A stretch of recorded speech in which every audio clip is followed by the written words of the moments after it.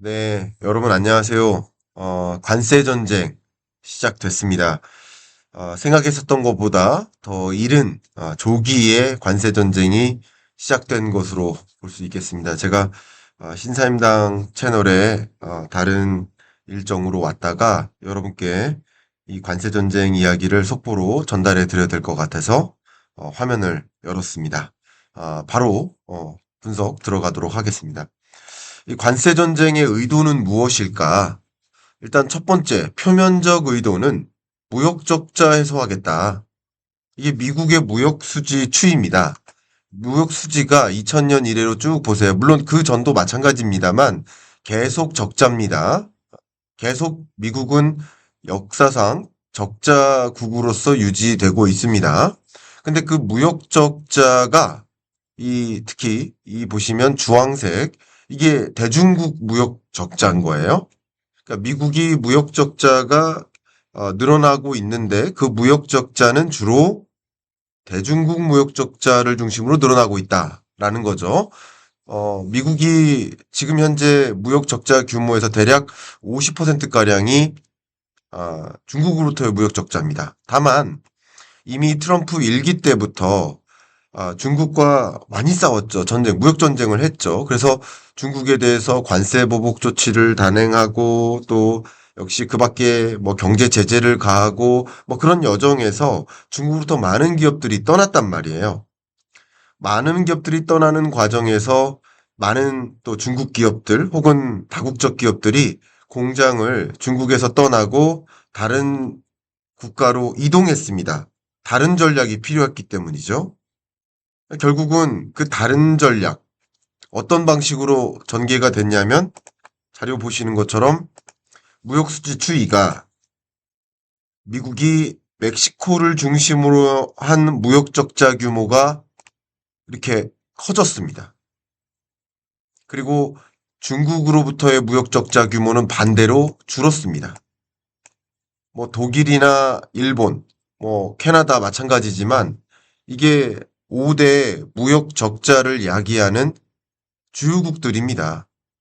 근데 중국으로부터는 무역 적자 규모가 줄어들고 있고 상대적으로 멕시코로부터는 무역 적자 규모가 커지니까 이것을 통해 유추할 수 있는 것이 뭡니까? 기본적으로 유추할 수 있는 것?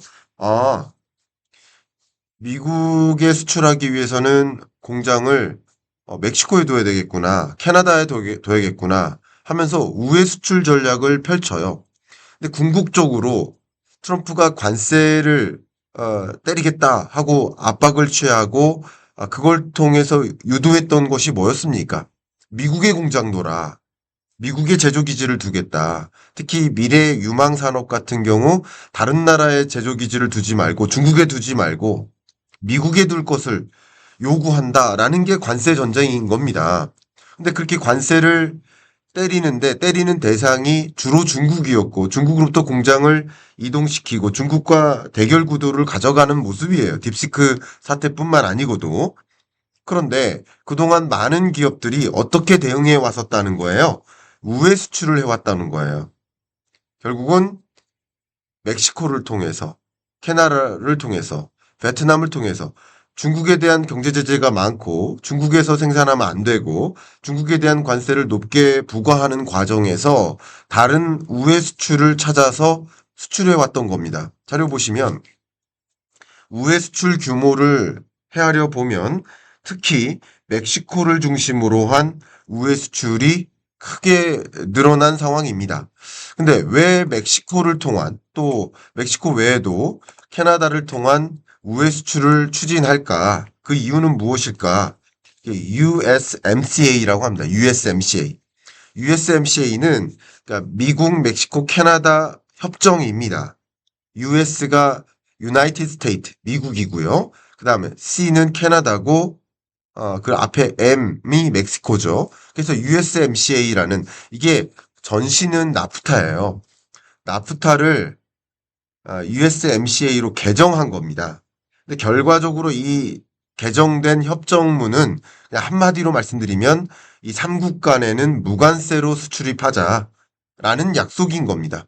그러니까 FTA 같은 거예요. 근데 무관세로 수출입하자라는 약속을 했으니 다국적 기업들은 중국에 매겼던 관세를 피해서 혹은 중국에 대한 경제 제재, 중국에서 생산하면 뭐 보조금 안 줄래, 이런 IRA, 칩스법 이런 것들을 피해서 중국이 아닌 다른 나라에서 생산을 해야 되는 상황에 놓였던 것이고, 그 다른 나라 중에 가장 유리한 생산 기지가 멕시코였던 거죠. 노동력 풍부하고요. 저렴한 인건비를 이용하고, 그리고 하물며 무관세로 수출하는 계기가 되니까 멕시코를 통한 우회 수출을 계속 진전시켜 왔던 겁니다. 근데 그렇기 때문에 2월 4일부터 멕시코에 대해서, 캐나다에 대해서 25%의 관세를 부과하고 또 중국에 대해서도 10%의 관세를 부과하겠다라는 조치를 취했습니다. 그런데 제가 그동안에 말씀드렸었고 오피셜 클럽에서도 어제 강조를 해드렸습니다만, 이런 관세 전쟁이 시작될 때, 미국발 관세 전쟁이 시작될 때 미국만 관세를 올리는 것이 아니다. 다른 나라들도 정확히 맞대응을 한다. 제가 그렇게 주장을 했었던 이유는 과거를 보면 알 수 있다는 거죠. 과거 한번 보겠습니다. 이미 2018, 19, 20년 트럼프 1기 때 18년부터 중국에 대해서 관세를 때리고 중국산 수입품 품목에 대해서 약 500억 달러에 달하는 그런 수출 규모에 대해서 관세를 부과한 겁니다. 근데 중국도 그의 질세라 역시 500억 달러의 규모에 대해서 미국산 수입품을 관세를 부과하고, 그게 바로 미중 무역전쟁이었던 겁니다. 그게 일기예요. 그 역사를 보면 미래를 알 수 있는 거죠. 그때를 잠깐 돌이켜보면 2018년 7월에 1차 관세를 부과합니다. 25%죠. 340억 달러 규모에 대해서. 그러니까 중국이 가만히 있습니까? 아니죠. 역시 340억 달러 규모에 대해서 25% 관세를 부과합니다. 똑같죠. 2차. 역시 160억 달러 25%. 똑같이 부과합니다. 똑같이. 미국이 했던 거 중국도 똑같이 합니다. 하나하나. 그죠? 결과적으로 미중이 무역전쟁이 격돌했었던 겁니다. 이것을 보면, 그러면은 이번 트럼프 2기 때도 무역전쟁을 예고했고, 무역전쟁을 예고한 가장 대중적으로 알려진 그 명확한 표현이 관세만큼 아름다운 것이 없다. 세상에서 가장 위대한 발명품은 관세다라고 이야기를 했었던 것처럼, 트럼프는 결과적으로 미국의 생산 기지를 위치하고자 하고 그게 막하고, 그죠? 특히 미래 유망 산업에 대해서 미국에서 공급망을 만드는 글로벌 밸류 체인을 붕괴시키고 미국 내 밸류 체인을 완성시키는, 굳이 따지면 GVC 글로벌 밸류 체인을 붕괴시키고 UVC US 밸류 체인을 만드는, 도메스틱 밸류 체인을 만드는, 그게 목적이었기 때문에 관세를 부과하는 겁니다. 다만 트럼프의 목적은 관세를 부과해서 거기서 생산하지 마라, 미국에서 생산하라 라는 것을 이끌고자 하는 것이지만, 다른 나라들은 어떨까요? 즉각 보복에 나서는 거죠. 보신 것처럼 미국이 캐나다에 대해서 25% 관세를 부과하고 다만 원유나 에너지 제품은 10%만 부과합니다. 결과적으로 관세를 부과함에 따라 자국의 손해가 되는 것. 그 손해는 뭘까요? 인플레이션 압력이 될 수 있을 만한 품목. 그런 품목은 가급적이면 최소 기준으로 면제하는 방식, 미적용하는 방식, 뭐 이런 것들을 취하는 거죠. 또 멕시코에 대해서도 25% 관세 부과하고 중국산에 대해서 10% 관세를 부과한다. 근데 중요한 것은 이들 나라들도 즉각 보복에 임합니다. 멕시코도 지금 현재는 보복 관세 및 비관세 조치를 예고하고 있는데, 이미 멕시코 총리도 플랜 A, B, C, 미국이 어떻게 나오느냐에 따라서 그 나오는 것에 적합하게 A, B, C를 마련해 왔고, 지금으로서는 플랜 B를 주문해 놨다. 맞대응하겠다는 겁니다. 향후 시나리오는 멕시코는 또 어떻게 나올까? 캐나다는 25% 맞대응하기로 했는데, 그러면 멕시코는 어떻게 나올까? 라는 거 우리 주의 깊게 들여다봐야 됩니다. 이걸 계속 모니터링 해야 됩니다.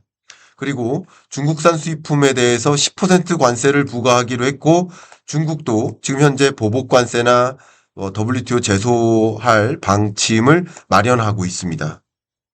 유럽 연합에 대해서도 추가 관세를 부과할 것을 예고하고 있는데 어떻게 나올지 봐야 됩니다. 그러니까 지금은 관세 전쟁이 시작된 거라고 볼 수 있겠습니다. 근데 그 관세 전쟁이 시작될 때 다른 나라들이 뺨을 맞고만 있는 것이 아니라 자기들도 역시 상대방의 뺨을 때리는 것이다. 라는 것이죠. 그러니까 중국도 맞대응할 것이라고 봅니다. 이 맞대응할 것이라고 볼 수 있는 주요 논리가 뭘까요? 주로 의견을 드려보면 어쨌든 이런 의사결정은 정치권에서 하잖아요. 그러면 국민들이 캐나다 국민들이 또 멕시코 국민들이 미국으로부터 관세 조치를 부과받으면 국민들은 뭐라고 할까요? 당연히 상응하는 대응을 하라라는 요구를 많이 하겠죠. 그러면 물론 상응하는 대응을 했을 때 전개될 또 다른 충격들을 우려하지 않을 수 없어요. 정부로서는 않을 수가 없지만 국민들이 그걸 요구하는 거예요. 자존심을 상하게 하지 말라는 거예요. 국민들뿐만 아니라 야당도 가만히 있지 않죠. 그죠? 그런 정치적인 논리 때문에 같이 맞대응을 하는 것이고, 그러면 서로 누가 이기고 지구를 떠나서 상당한 지침이 있겠죠. 마치 복싱 경기를 보면 누군가 이길지라도 그 이긴 선수조차 상당한 그 상처와 스크래치를 입게 되지 않겠습니까? 바로 그겁니다. 그래서 즉각 보복에 임한 이런 대상국들의 모습을 보면 실제 그런 모습이겠구나 이런 생각을 해볼 수 있겠습니다. 근데 가장 중요한 건 결국 즉각 보복에 임한 이런 국가들이 등장했다라는 것은 어쨌든 향후 관세 전쟁의 시나리오가 어떻게 전개될까라는 것을 더 가늠하기 쉬워지는 거죠. 지금까지는 어떻게 나설지 잘 몰랐었잖아요. 확정된 건 없었잖아요. 근데 실제 즉각 보복에 나서는 모습이고 아마 내일 또 그 다음 날 계속 추가적인 여러 국가들과의 관세 전쟁을 펼쳐나가는 그런 행보들이 연일 보도가 될 겁니다. 그런 것들을 우리는 추격을 해야 됩니다. 계속 추적하면서 어떤 영향이 있을지를 봐야 되겠는데 기본적으로 제가 그동안 말씀드렸었던 관세 전쟁의 경제적 파급 영향 어떤 것일까? 제가 이 그래프를 많이 보여드렸죠. 이 그래프는 세계 GDP가 있지 않겠습니까? 세계 GDP에서 세계 교역이 차지하는 비중을 제시한 겁니다. 그러면 이미 글로벌 금융위기 이후에 추세적으로 세계 GDP에서 교역액이 차지하는 비중이 추세적으로 줄어드는 흐름을 우리는 이해할 수 있습니다. 왜 그럴까요? 경기가 어려우면 어려울수록 자국 산업을 보호하려 해요. 자국 산업을 보호하고 다른 나라 산업을 방해하려 합니다. 그게 보호무역 조치예요. 근데 보호무역 조치는 관세라는 보호무역 조치도 있지만 비관세라는 보호무역 조치도 있습니다. 가장 대표적인 비관세 장벽, 바이든 시대의 IRA 칩스법 이런 것들이에요. 다른 나라 산업을 좀 방해하고 자국 산업을 우선시하는 것. 이런 비관세 장벽이 있습니다. 그런 여러 가지 툴을 이용해서 세계 GDP 대비 교역량이 차지하는 비중이 점차 줄어들어 왔습니다. 쉽게 말하면 세계 경제의 규모가 증가하는 속도 속에 교육이 기여하는 바는 줄어들고 교육 이외의 방식으로 세계 GDP가 커진다. 이건 뭐예요? 글로벌 밸류 체인이 붕괴되고 도메스틱 밸류 체인, 그러니까 국산화한다 이거예요. 자국 산업 중심으로 자국 내에서 거래가 더 활발히 이루어진다. 교육은 다소 둔화된다. 바로 이겁니다. 그러면 이런 것들은 세계 경제를 성장세를 둔화시키는 효과가 있겠죠. 그리고 이런 움직임 속에 가장 큰 충격을 받을 그런 국가는 뭘까요? 단적으로 무역 의존도가 높은 나라죠. 내수 의존도가 높은 나라는 상대적으로 교육 규모가 축소되거나 이 대외 무역의 긴장감이 조성될 때 내수 중심으로 경제를 이끌어 나갈 수 있는 그런 수단이 있는 것인데 우리나라처럼 세계적으로 무역 의존도가 높은 우리나라 같은 경우는 대외 교역 영역이 좀 부정적이면 우리나라의 교역량도 부정적이고 그게 그대로 우리나라의 GDP에 영향을 미치는 그런 구조죠. 특히 이런 관세 전쟁의 파장은 무엇일까?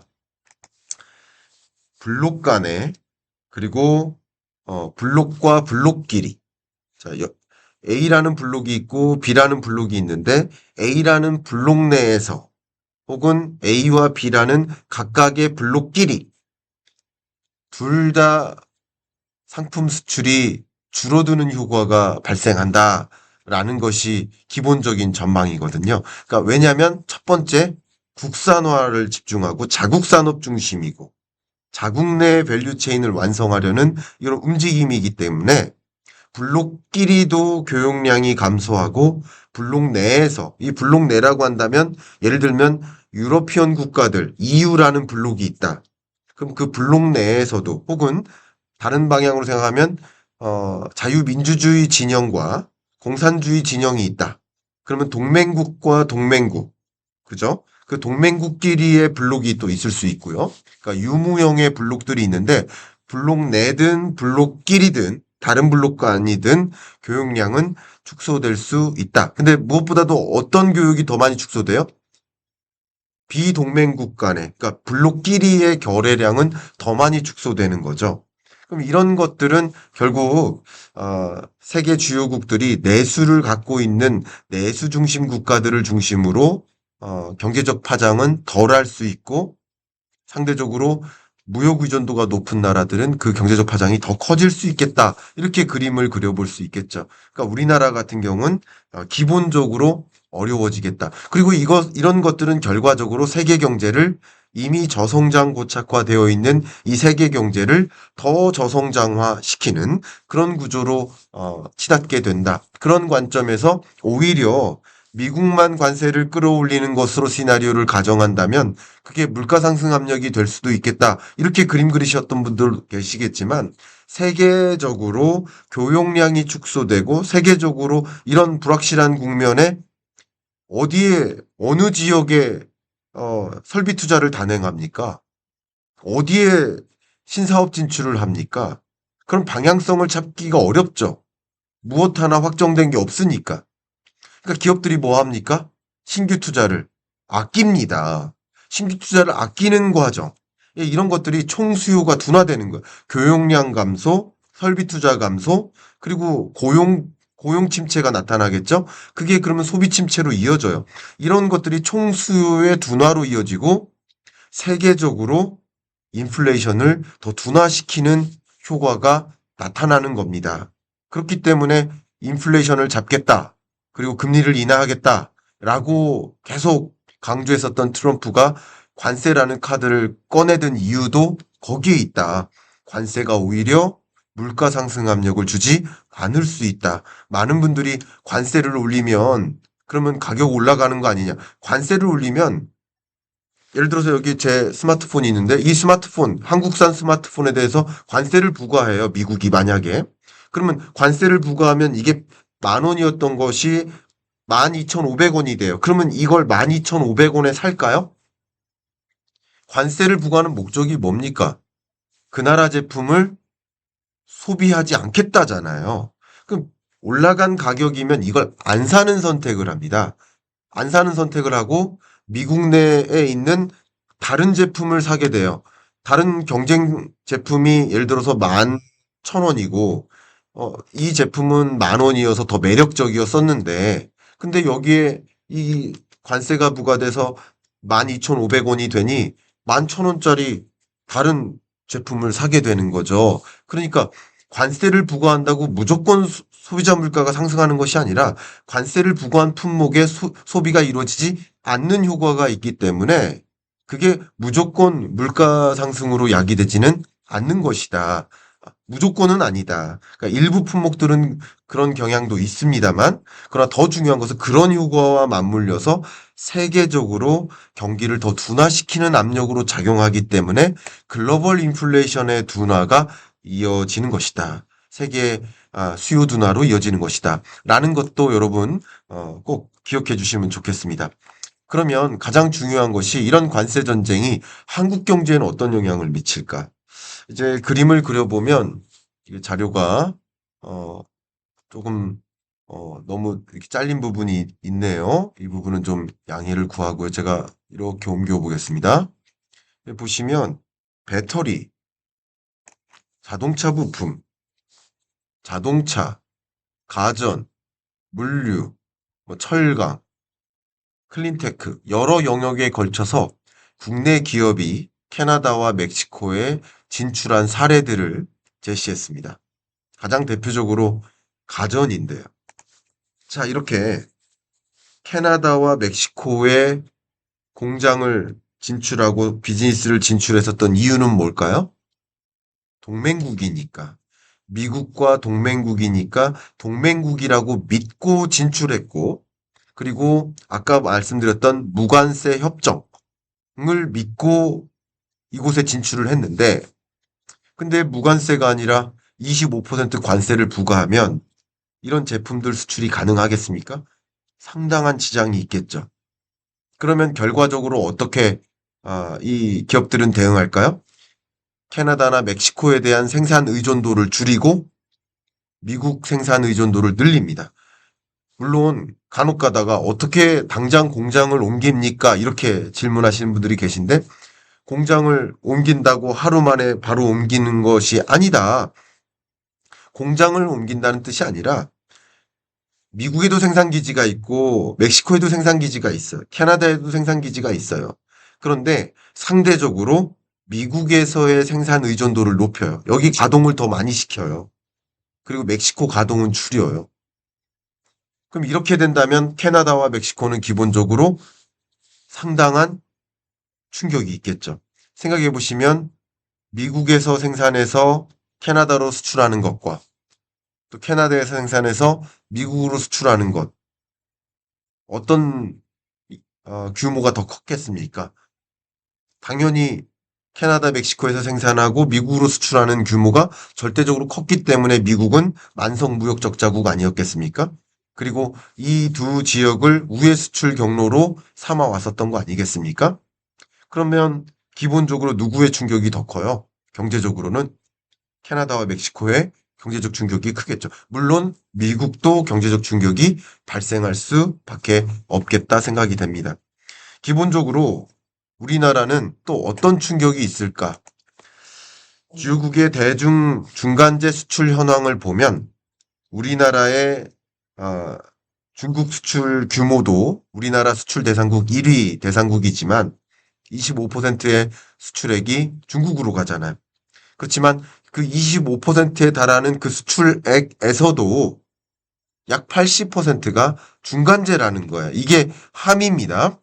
그러니까 직접 소비재를 수출하는 것은 미중 간의 무역 전쟁의 과정에서 큰 충격이 없죠. 그런데 중국에서 생산해서 미국으로 수출하는 그런 품목의 경우에는 관세 전쟁에서 큰 충격이 있겠죠. 그런데 우리나라의 수출은 80%가 중간재 수출이다. 결국 중국의 생산 기지를 두고 중국을 통해서 우회 수출하는 것을 채택해 온 것이다. 라는 것이고, 그러면 미중 간의 무역 전쟁의 과정에서 우리나라의 대중국 수출, 또 우리나라의 대미 수출은 큰 영향을 피할 수가 없는 것이다. 그게 바로 주가에 나타나는 것이라고, 반영되어 나타나는 것이라고 평가해 볼 수 있겠습니다. 마지막으로 결국 이렇게 무역 전쟁이 전개되는 숨은 의도는 무엇일까? 한마디로 첫 번째는 미국의 공장 둬라. 미국에서 생산하라. 미국에서의 생산 비중을 늘려라. 미국에 더 많이 투자하고 자본 투자하고 기업들 이전시키고 기술 인재들 다 미국으로 데려와라. 미국에서 고용을 창출하라. 라는 의도가 담겨 있다라고 저는 생각을 하고요. 두 번째, 또 추가적으로 생각해 보면 그 멕시코, 캐나다 공장들은 어떻게 될까요? 많이 기울겠죠. 망하는 공장들도 등장하겠죠. 이미 중국 기업들도 중국 자본을 써서 멕시코에 캐나다에 많이 진출해 왔었는데 그런 거 헐값에 나올 가능성이 있죠. 그러면 그때 미국 기업들이 미국 자본으로 그런 헐값의 기업들, 공장들을 매수할 수 있습니다. 그러면 역시 생산 기지를 가지고 멕시코라는 생산 기지를 사유할 수 있는 전략도 가능하겠죠. 반드시 그럴 거라고 생각하진 않지만 그런 것도 일부 생각하는 부분이 없지 않아 있지 않을까. 그런 의견도 드립니다. 역시 이제 무역 전쟁이 시작됐기 때문에 지금부터는 그 무역 전쟁의 전개를 더 예의주시하면서 우리는 들여다봐야 되지 않을까 그런 의견을 드려봅니다. 자, 끝으로 홍보 말씀드리겠습니다. 제 오피셜 클럽을 통해서 이 해당 내용들도 전달해 드렸고, 또 줌 수업을 통해서 일주일에 한 번 여러분들께 어떤 변화들이 있고, 그때 어떤 충격이 있고, 상대적으로 그게 기회로 작용되는 산업이나 섹터나 기업들도 있겠죠. 그런 것들을 충분히 들여다 볼 수 있도록 제가 오피셜 클럽을 런칭했고, 그 공간을 통해 여러분을 초대해 드리고 있거든요. 이름하여 김광석의 경제하숙집입니다. 여러분 관심 있으신 분은 상단에 있는 그 고정 댓글 참조하셔서 놀러와 주시길 바라고요. 오늘 하루 이렇게 관세 전쟁이 시작됐다는 이 해당 사안에 대해서 그 배경은 무엇이고 어떻게 경과되고 있고 이게 어떤 파급 영향을 미칠지를 좀 정리할 수 있는 그런 시간이 되시기를 바라겠습니다. 이상 마무리하겠습니다. 감사합니다.